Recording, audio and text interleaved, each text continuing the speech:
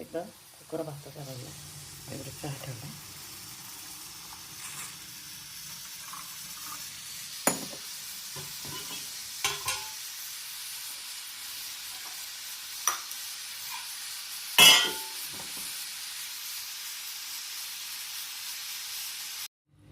Beetroot fries करण्यासाठी beetroot खुसून घेतलं आहे, कोथिंबीर, ओले वाटाणे, मटार, कडीलिंब, कॅशो आणि कांदा.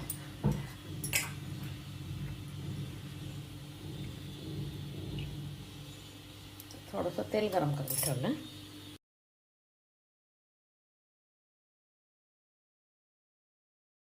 भात शिजवून गार करून घ्यायचा. त्याच्यानंतर हे सगळं साहित्य कोथिंबीर, ह्याचा बीटरूटचा खीस, कडलिंब, कॅशो, ओला मटार, कांदा. आता तेल टाकायला ठेवलं. जिरे, कडलिंब, थोडासा कांदा घालायचा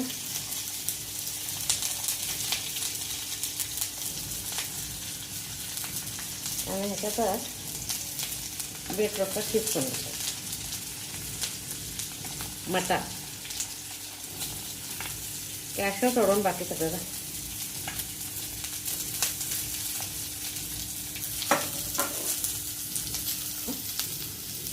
मिरची घालायला पाहिजे.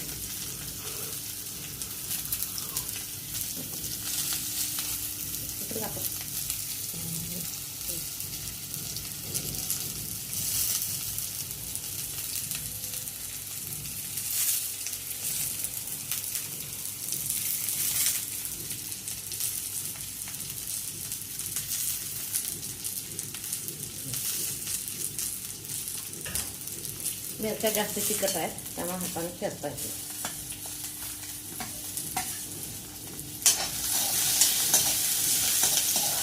कांदा भाजला वगैरे कांदा तोपर्यंत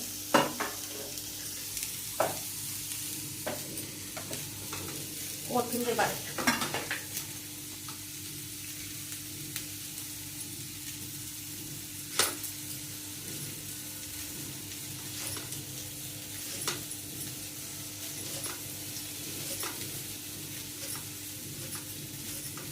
कॅशो पण काय करायचे थोडेसे मोठे मोठे बारीक करून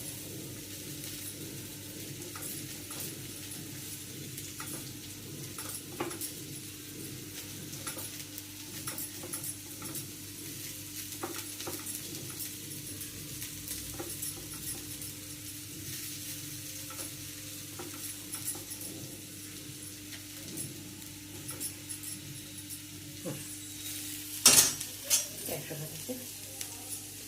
आता याचा फक्त त्याचा कच्चा वास झाला पाहिजे.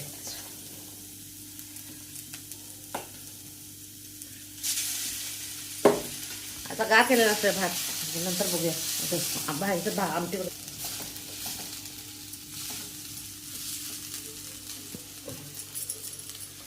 काय करायचं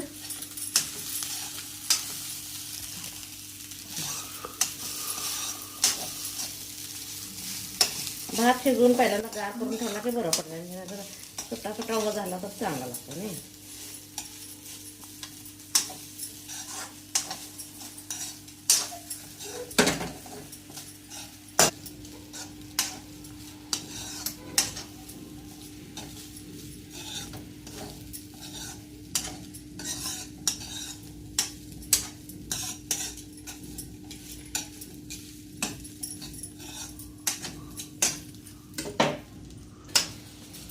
आता गॅस बंद करते.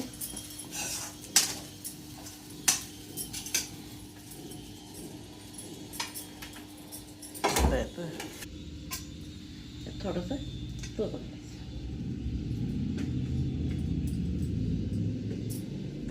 थोडंसं ओल्या नारळाची चव पेस्ट आणि वगैरे थोडीशी कोथिंबीर फ्राईज करण्यासाठी तयार. माझी रेसिपी आवडली लाईक शेअर सबस्क्राईब करा. त्यांना बीटरूट आवडत नाही काही तर अशा प्रकारे करून खायचं छान.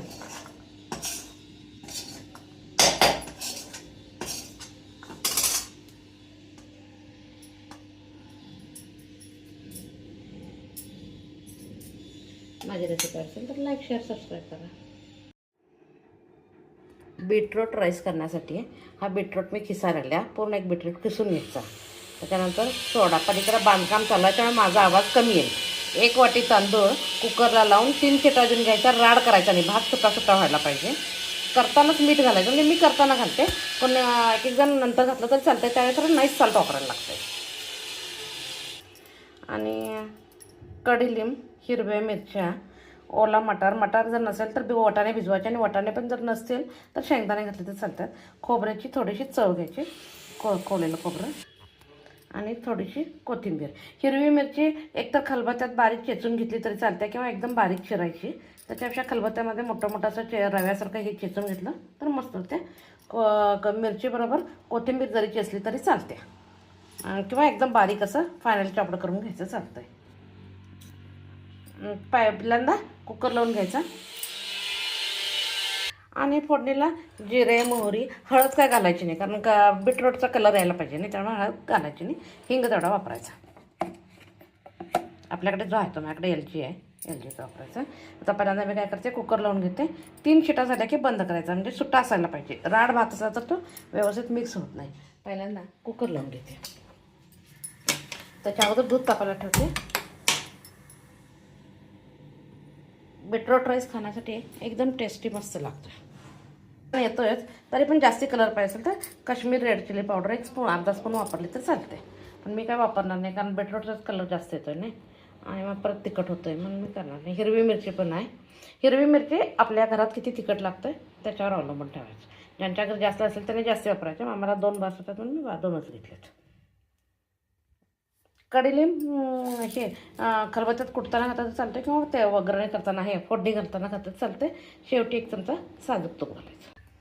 फोडणी ह्याच्यात केली तरी चालत्या, ह्याच्यात तेलात केली तरी चालत्या, तुपात जरी टाकली तर चालत्या. मी काय करते, थोडंसं तेल वापरून फोडणी टाकणार, आणि नंतर मग लास्टला 1 चमचा तूप घालायचं. बीटरूट करण्यासाठी साहित्य एवढं लागतं. बीटरूटची स्किन करायची.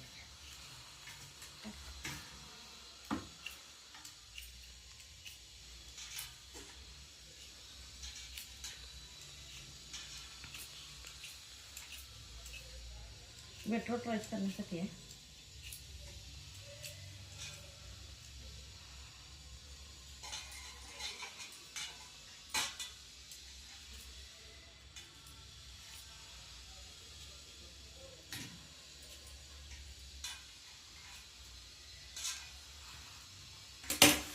Skin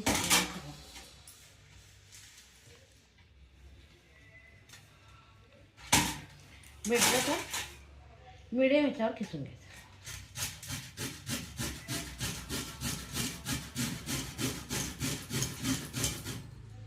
non veg